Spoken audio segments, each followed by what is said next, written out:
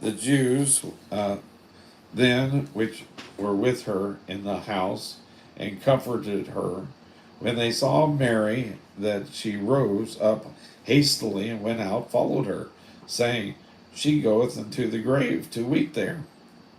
Though Mary had Martha had told Mary secretly, God will overrule this. The whole crowd will be at the cemetery.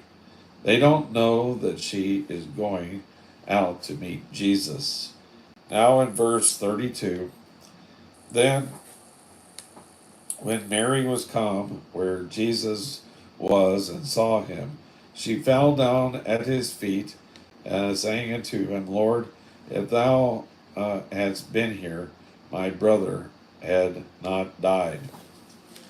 She was saying, along with Martha, that if Jesus had been there, her brother would not have died. This is why Jesus will say later on that it was expedient. It was better for him to go away. This incident makes it obvious why it was expedient. As long as he was here in the flesh, he was limited geographically. If he were in your town, he couldn't be in my town.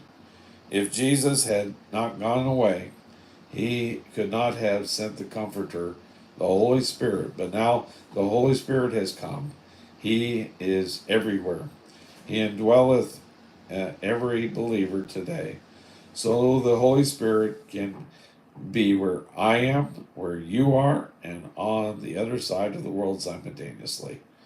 John chapter 16 and verse 7 says, Nevertheless, I tell you the truth, it is expedient that I go away. For if I go away, the Comforter will not come unto you. But if I depart, I will send him unto you. Then in verse 33 and through 35, when Jesus therefore saw her weeping, and the Jews also weeping, which came with her, he groaned in his spirit and was troubled, and said, Where did you lay him? They said unto him, Lord, come and see. And Jesus wept.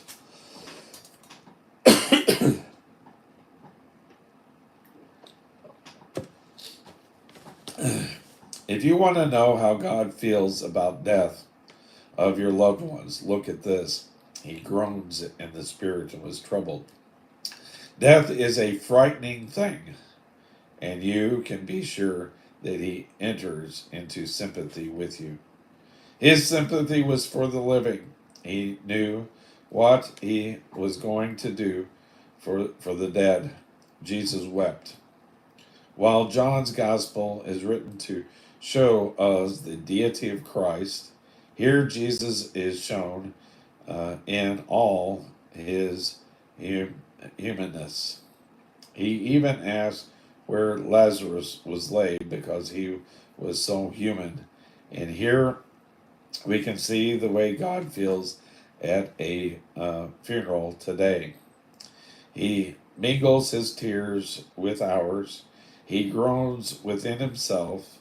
I get a little impatient with Christians who say one must not cry at a funeral, but one must be a brave Christian. Death is not pretty. It is a terrible thing. Jesus wept. Then verse 36 through 37. Then said the Jews, Behold how he loved him. And some of them said, Could not this man which opened the eyes of the blind have caused that even this man should not have died? The Jews missed the point here.